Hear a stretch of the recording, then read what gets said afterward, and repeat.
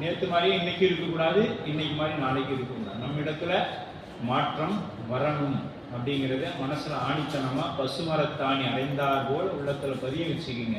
அது கட்டாயமா உள்ளத்துல இறங்கிருச்சுன்னா கட்டாயம் மாற்றி கொடுக்கும். நாம் சொல்லக்கூடிய செய்தி காதின் வழியாக போய் நெஞ்சில நிற்கணும், நின்னாதான் மாறும். இல்லைன்னா அது குற்றமாகவே தான் நடந்து கொண்டிருக்கும். அப்ப நாமளும் அவங்கள 10-11 நாம் அடியார் இலக்கணத்தில் இல்லாம 10-11 இருக்கக்கூடிய சூழல் ஏற்பட்டுடும். ஆகவே அந்த மாதிரி இல்லை. இப்ப இடையறா தொடர்பு யாருக்கு? சுவாமிக்கும் அவருக்கும் இடையறாக தொடர்பு. எப்படி?